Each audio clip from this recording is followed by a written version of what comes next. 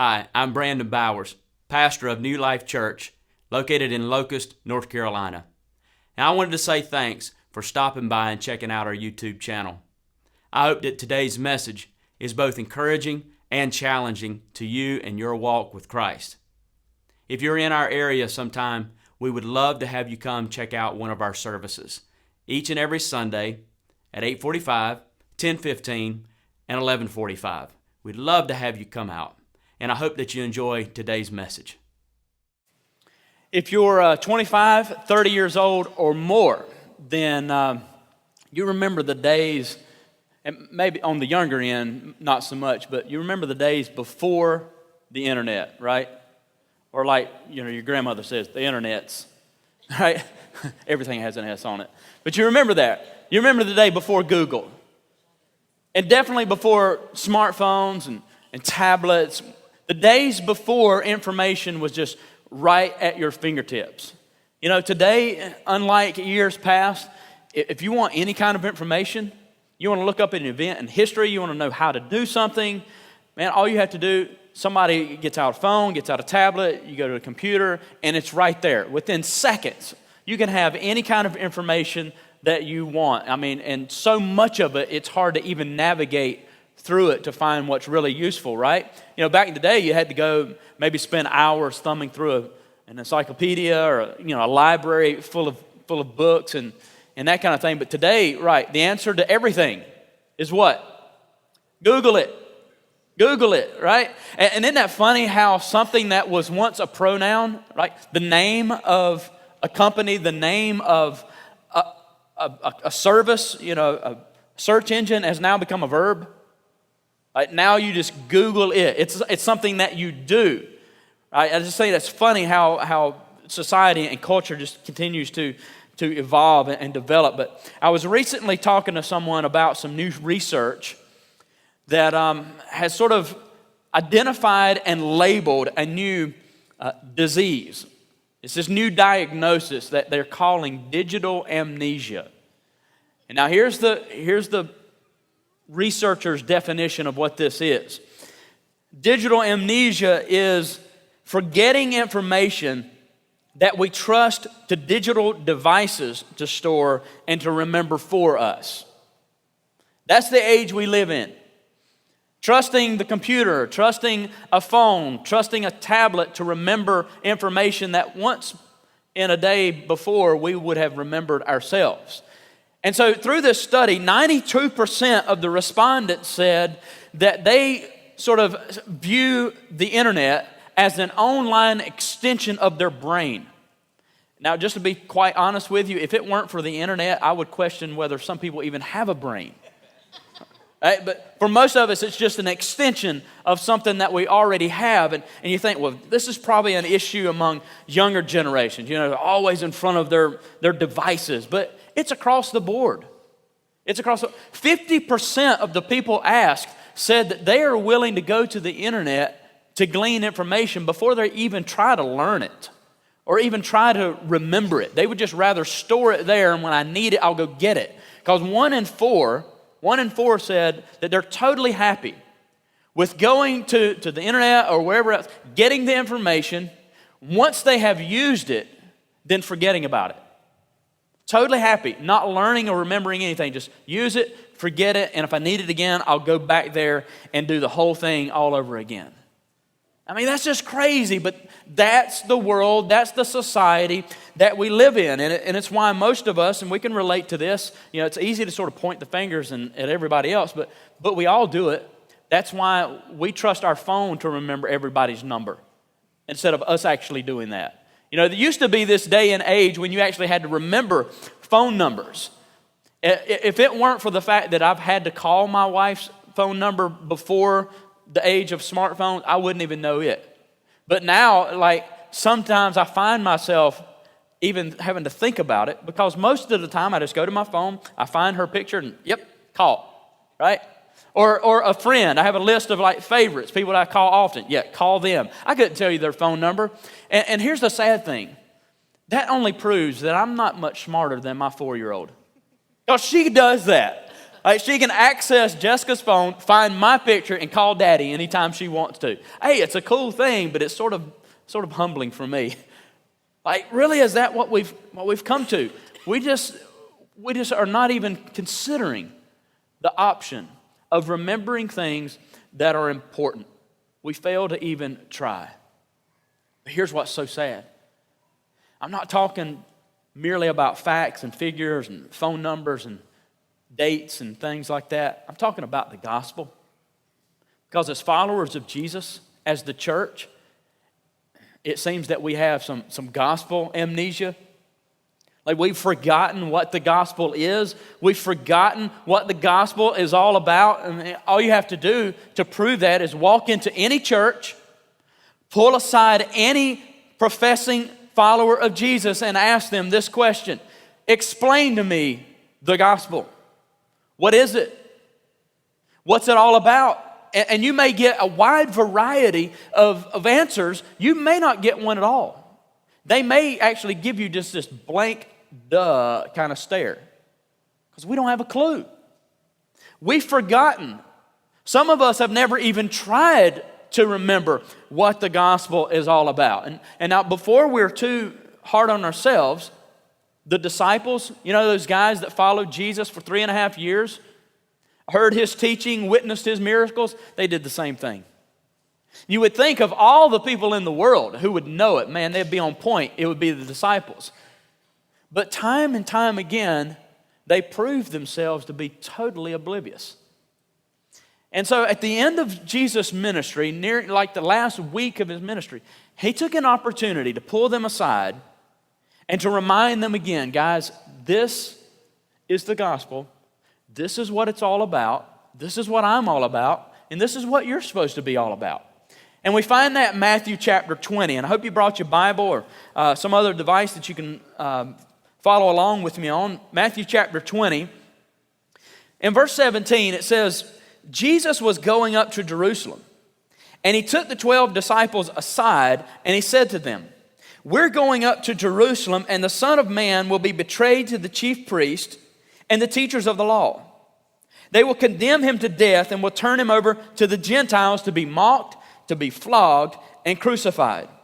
On the third day, he will be raised to life.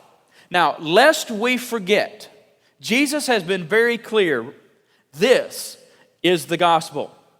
Jesus Christ crucified for the sin of man, buried and raised to life for the hope of all humanity. That is the gospel. Let's not forget that.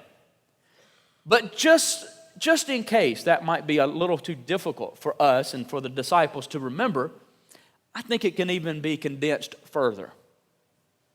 When you follow and examine the example of Jesus, I think you can condense the entire gospel down to one word.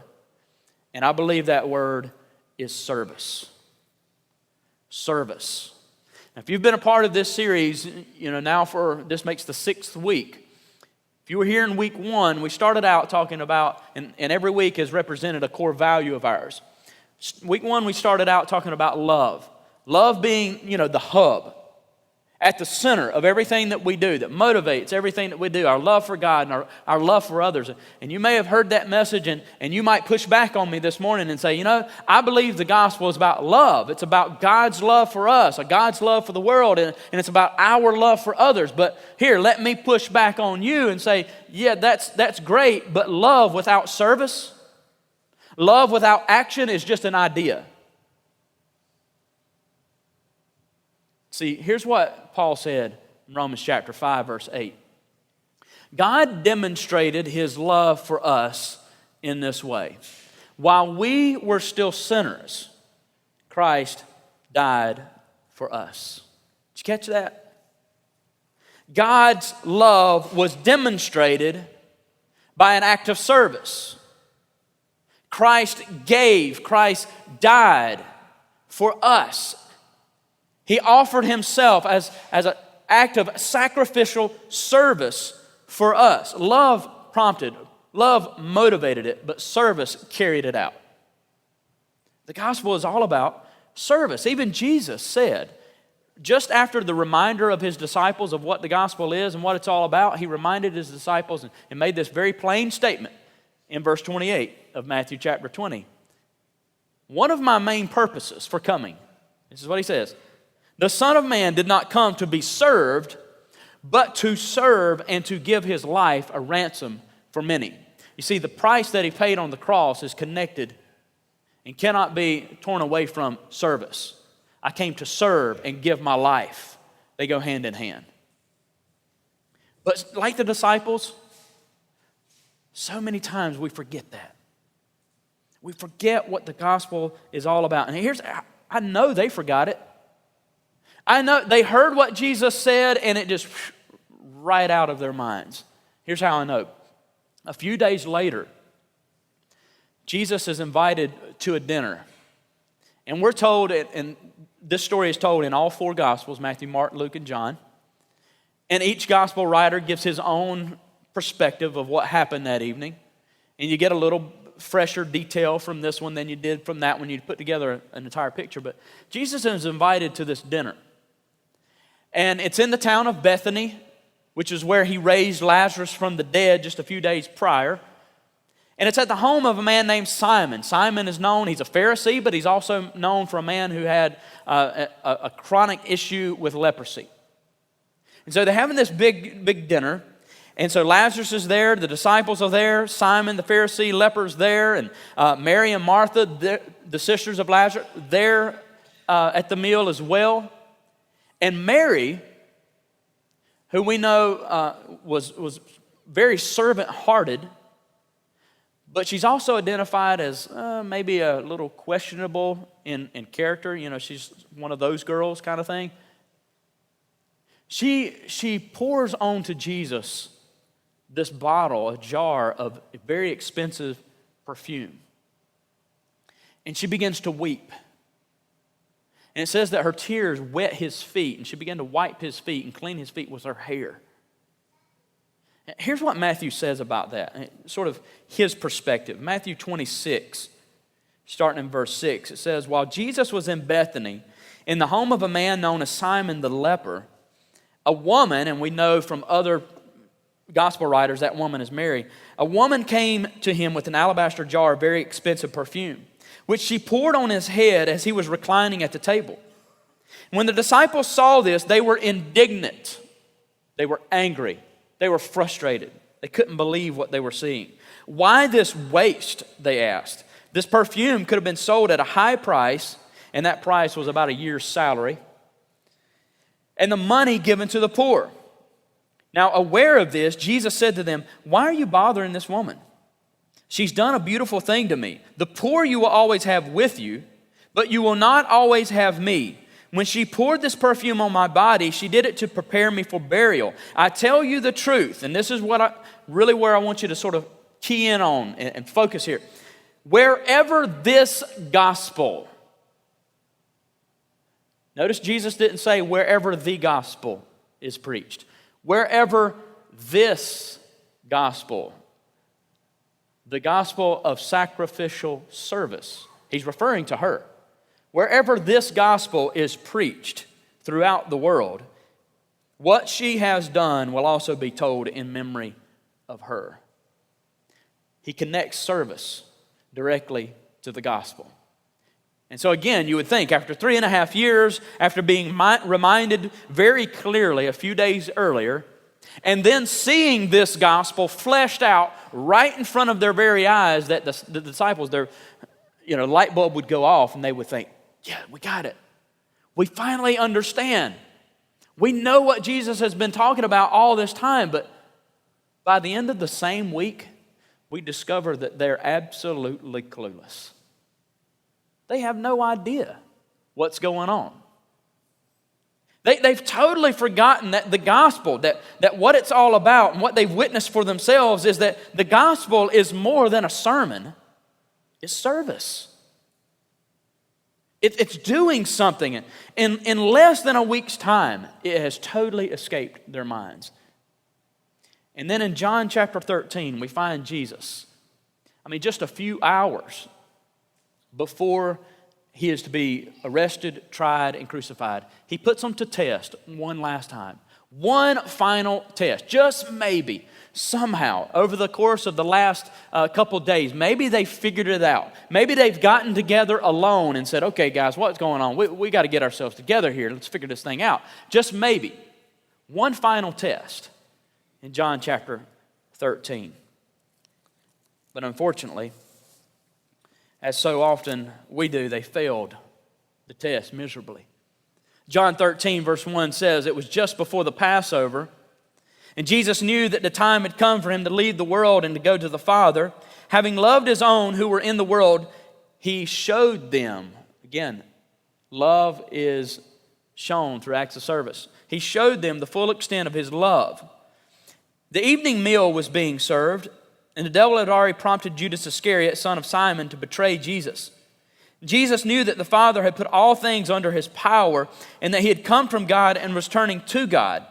So he got up from the meal, took off his outer clothing, and wrapped a towel around his waist. After that, he poured water into a basin and began to wash the disciples' feet, drying them with the towel that was wrapped around him. Now, I just want to stop there. Can you just picture what's happening here? This is the test. The final test has been prepared. Everything is set. This is the last meal that they'll share together. It's a very important meal. It's the Passover meal. It's a customary meal for all Jewish people to celebrate. Dates back all the way back to the book of Exodus. This is a big deal. And this upper room has been prepared. All the food is ready. And the disciples are supposed to be there at a certain time. And Jesus is there waiting. He's watching. He wants to see what's going to happen. Because you see, as they come in, there by the door will sit a bowl of water and a towel.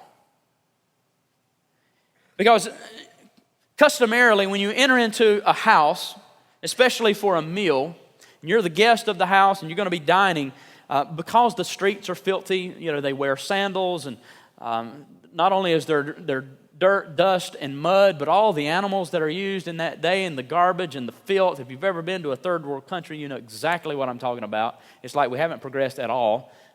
They're walking through this stuff all the time. And so when you enter a house and you're getting ready for a meal, the custom is not only for there to be a bowl of water and a towel there for you to kick your shoes off and wash your feet, but there's typically a servant there to do that for you.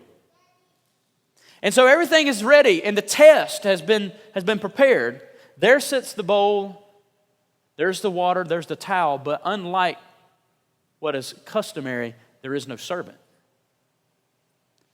There's no one there to do the washing. And so Jesus sits back and waits. And he watches and wonders, how are these guys going to respond? What will they do when they see that there's no servant? Will they wash their own feet?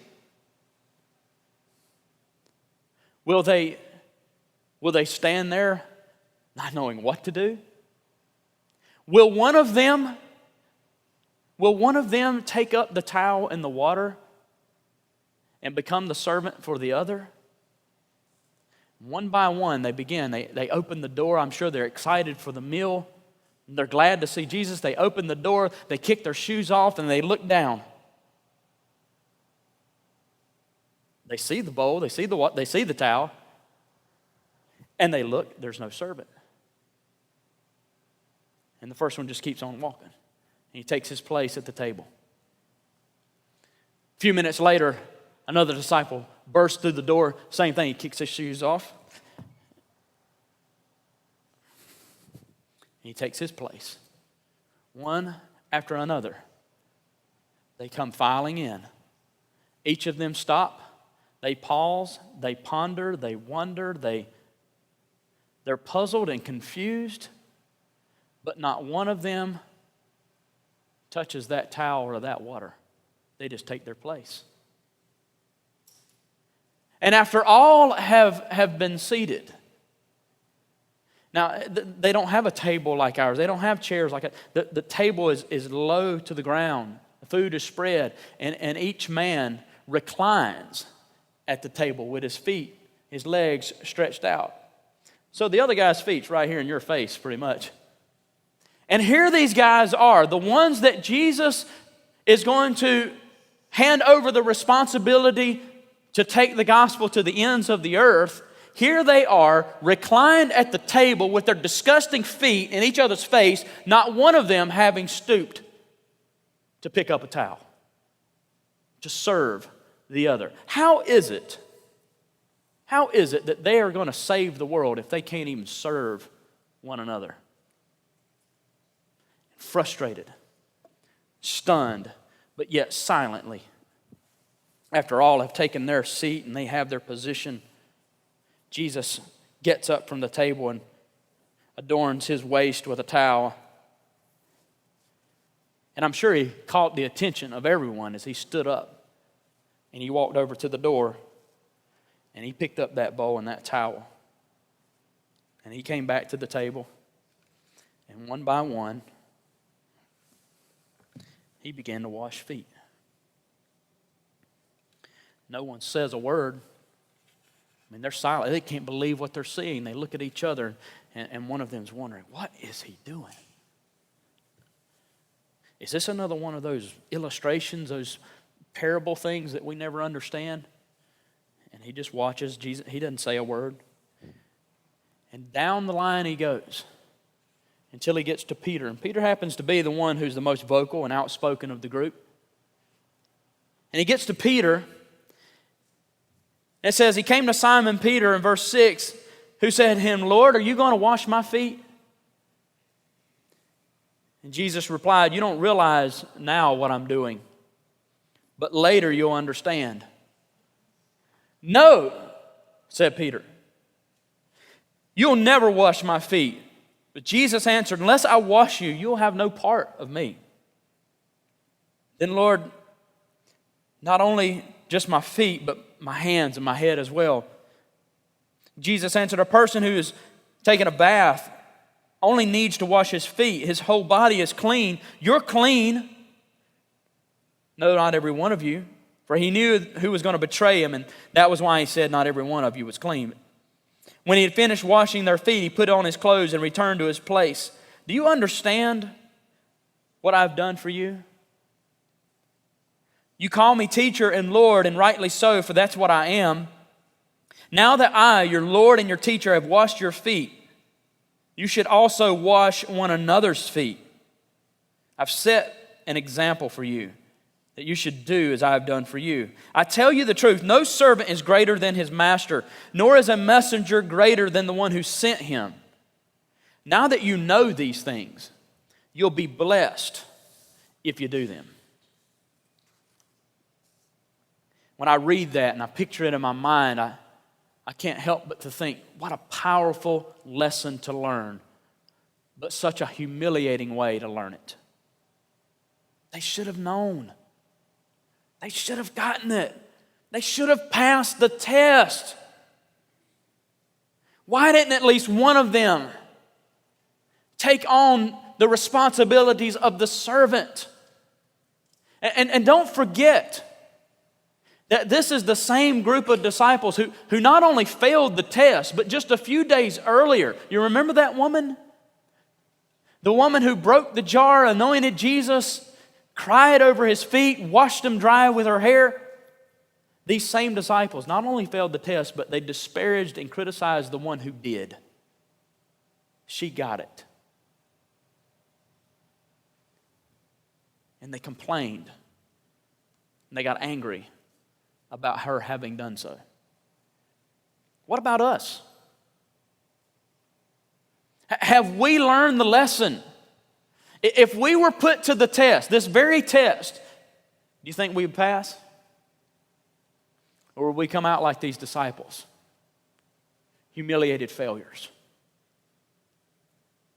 Those of us who and again, I'm not excluding myself. Would we pass? We who come into the church with this what's in it for me mentality. We who come into the church, who criticize and we complain about the worship is too short, the message is too long, the music is too loud, The lights are too bright. The coffee is too hot. The air, it's too cold. Would we pass the test? Do we really get what the gospel is all about and what it really means to follow Jesus? I mean, it pains me to say I think we got a lot to learn. Not just you, me. We got a lot to learn about the gospel. It's about service. And service is one of our core values at our church. It's important to us, and we need not forget it.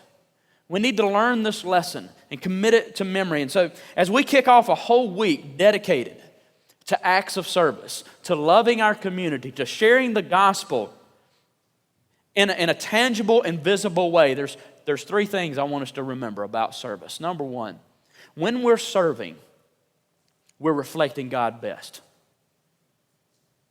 When we're serving, when we're sacrificing, when we're giving, when we're doing, we are reflecting God the best. If you look back at both of these stories, on the one side you have a woman who has washed the feet of Jesus with her hair, and you have Jesus who has washed the feet of his servants and his disciples. And then on the other side of the story, you have some selfish disciples. You have a leprous Pharisee who want to criticize, they want to complain, they want to disparage. You tell me who got it. Who understood what the gospel is all about? Who understands and who's reflecting God the best? The God who said, I demonstrate my love by giving and sacrificing. Which group is following in the footsteps of the one who said, I came to serve, not to be served? I think it's pretty clear. I think it's quite obvious. If you continue to read and you go maybe into Philippians chapter 2, Paul says there that, our attitude, where our mind is set, should be at the same place, the same attitude as Jesus, who is in every way God. He has all the rights, he has all the power, he has all the honor, but yet he was the one who came to this earth, set aside his divine attributes, and we're told he took on the very nature of a servant. When we're serving, we reflect God the best. Number two, when we're serving, we're impacting others most. When we're serving, that is when we're impacting others the most. Did you notice that in both of these stories, when the servant, whoever it was, whether it were Mary or whether it was Jesus, when the servant started serving, those who weren't got upset about it. Right, the disciples, they got mad. The Simon, the Pharisee, he got angry about this waste, they called it. Jesus, when he began to wash the feet of the disciples, that's extremely uncomfortable and awkward. But it's when we're serving that others will be impacted. He came to Simon Peter as he had washed several of the disciples' feet. He came to Peter, and Peter was the one who objected. You're not going to do this. You're not going to wash my feet. In other words, that's not a job for you. Someone else should be doing that. What he means is someone lesser. You're Jesus. You shouldn't be doing such a lowly job. But by default and by sort of his attitude, not only was he indicating that was too low of a job, too dirty of a job for Jesus, but it was also too low or too dirty of a job for Peter. Because he didn't pick up the towel, did he? Someone else should be doing that. Jesus said, no. The heart of the gospel is when you get dirty and you serve people. See, typically when we hear and we use the term, we're going to impact others and we're going to impact the world for Jesus, we're going to serve, we automatically envision that they're going to be excited about it. That they're going to be thankful that we came along and pulled their weeds or picked up those cigarette butts or, whatever it was that we do, or, we fed the team. That they're going to be excited about that. But that's not always the case. Jesus was serving, Mary was serving, and people got all ticked about it. They got extremely uncomfortable and upset. Sometimes that's the case. So it shouldn't be our motivation whether someone is going to respond positively or negatively to our service. The fact is, if people are impacted, that's a win. When we serve, they will be impacted. I think back, it was a year ago now, 2014, this very same time of the year, when a seminary student that attends New Life was given a project. He was supposed to study the demographics of a particular city, and it didn't matter. He was able to choose that for himself. And then, based upon what he found, the trends, the growth, the population, the demographic makeup, he was then supposed to interpret that for the local church and say, going into the future, this is what this information means for the church, for ministry, for outreach, and that kinds of thing. And so he chose Locust, and since he attends here, he obviously, applied that information to our church. And so after all of his research and all of his study was done, he sat down with me and he showed me everything that he had found about the demographic makeup of Locust, the growth and population expectations, going into the future. And he interpreted that for what it means for our church. And he says, I'm not the pastor here, I'm not leading the church, but here's some practical suggestions that you might want to think about, as we go forward and move into the future as a church. But he also, in addition to that, and this was just for kicks, he did a little bit of research about what does our community think about our church? Like, what is our rapport with the community? Do they like us? Do they not like us? Do they appreciate the fact that we're here, or do they wish we would just go on and go somewhere else, right? So he did that, and he came back and he said, I asked churchgoers, I asked non-churchgoers, even asked other churches, aka their pastor, what do you think about New Life? A good church, bad church? What's your feelings? What's the rapport of New Life in the community? And he came back and he says, believe it or not, there were only 2 criticisms of our church. After I got everybody's, only really 2 criticisms. One had to do with the termination of an employee that happened years and years ago. And I still stand by that decision to this day. It was the right decision. But it ticked some people off, and apparently they still haven't gotten over it. But it is what it is. The second one, and this is the one that caught my attention. He said, Pastor, this one here is it's interesting, but it's what the community said. Apparently, we made some people mad. Last year during We Are Here Week, one of our major service weeks of the year, because the parents and the spectators of the Little League ball teams and the traveling ball teams who play at Locust Park, they got upset with us because our volunteers parked in their parking spaces as we were picking up trash in the park. Now, how dare we do that? I mean, take up their spots, pick up trash and stuff that they had thrown out on the ground. Who do we think we are, right? You're not always going to win the favor of everyone, but when you're serving, whether positively or negatively, they will be impacted. They're going to know you're there and that you've made a difference. And so that's what we're after. That's what we're after. Impacting others, and you do it best, you do it most when you're serving. Then number 3, when we're serving, I believe, as I've alluded to already in the message, we're preaching the gospel the clearest. When we're serving, we're preaching the gospel the clearest. The gospel, you remember what that is?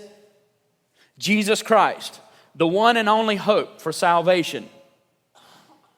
Dying, being crucified for the sin of the world, being raised to life on the 3rd day as the only means and hope for salvation. That message is preached no louder, no clearer than when we, like Jesus and like this broken woman and her perfume, drop our title, forget and give up on our position, we take up a towel and we serve others. Now, I want you to get this line. This may be the one thing that you'll remember through the entire message. And it's this: no orator, not even the best orator, the best preacher, the one who can explain the gospel and theology the clearest, not even the best, can hold the attention of a man like the one who's held his feet. Think about that. It doesn't matter how intricately and how eloquently we preach and proclaim the gospel if we can't hold people's feet, if we can't serve them. I believe and I'm sold on this thing called servant evangelism. It's not because I think that other forms of evangelism are ineffective. Listen, I've gone door to door. I've passed out tons of gospel literature. I've preached evangelistic crusades to hundreds. But I believe in servant evangelism because I'm absolutely convinced that through servant evangelism, when you're sharing the gospel in a tangible, visible way, that's when people see the gospel, and when they see the gospel, they're much more open to hearing it because you've earned the right to be heard. That's why we do things like We Are Here. That's why we do things throughout the year that are servant evangelism type events. Now, some people dispute this phrase being attributed to him, but many quote St. Francis of Assisi as saying, "Preach the gospel at all times. Use words when necessary." Preach the gospel at all times. Use words if necessary. Now, it doesn't really matter if he's the one that actually said that or not. What matters is the meaning of it. And it's not meant to excoriate the preaching of the gospel, to downplay the preaching of the gospel, and to exalt or to overly highlight the practicing of the gospel. What that statement means is that without practicing the gospel, without serving others in a tangible way, the preaching of the gospel will be hindered and hazy at best. You're going to have a hard time getting through if you don't actually demonstrate the gospel. That's why it's one of our core values. That's why it's so important for us not to forget it. Because what better way to communicate the love, the grace of Jesus Christ than to serve someone else? Because when we're serving, we're reflecting God best, we're impacting others the most, and we're preaching that gospel the clearest.